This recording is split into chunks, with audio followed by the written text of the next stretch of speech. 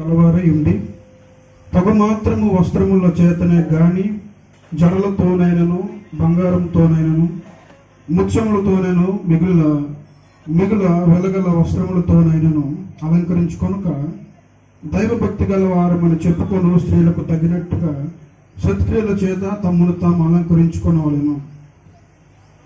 ఈ రెండు వచనములు ఈ యొక్క మధ్యాహ్న కాల సమయంలో దేవుని యొక్క సన్నిధిలో మనం తెలుసుకుందాం, కొద్దిగా అర్థం చేసుకునే ప్రయత్నాలు చేద్దాం.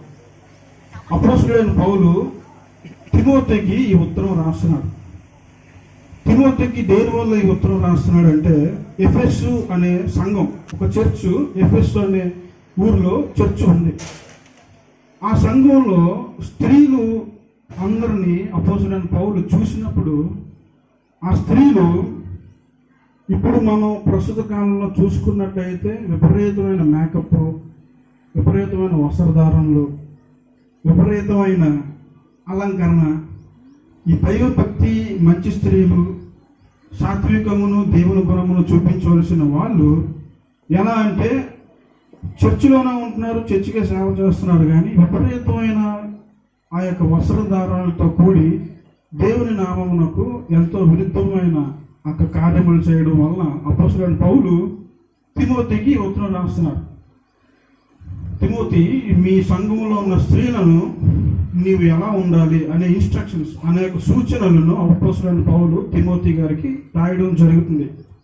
ఈ రెండు వచనాల్లో మనం చూసినట్టయితే, అయితే ఈ సందర్భంలో నేను ఈ వచనాలు ఎందుకు తీసుకున్నానంటే, ఆమె చిన్నపిల్ల, ఆమెకి ఏం అర్థమవుతుందో ఏం అర్థం కాదో నాకు తెలియదు, కానీ ఈ వచనాలు ఆమె తల్లికి, ఆమె సంఘంలో ఉన్న వారికి, ఆమె బంధువులకి చెబితే వీటిని వాళ్ళ హృదయంలో దాచుకొని ఆ పిల్లని ఎలా నడవాలని నేర్పిస్తారని నా ఆశ.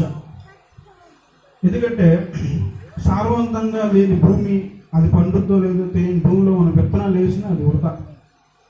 సంపూర్ణంగా ఎదిగిన స్త్రీలు, పరిపూర్ణంగా ఎదిగిన స్త్రీలు వివాహితులు కాబట్టి వాళ్ళ బిడ్డలను అలా నడిపించాలనే జ్ఞానం వాళ్ళకు ఉంటుంది. కాబట్టి నేను పెద్దలకు ఈ మాట చెప్పాలని ఆశపడుతున్నాను. అయితే మొదటి లైన్లో స్త్రీలు అనుకోవయు స్వస్థ బుద్ధి గలవారై ఉండాలి.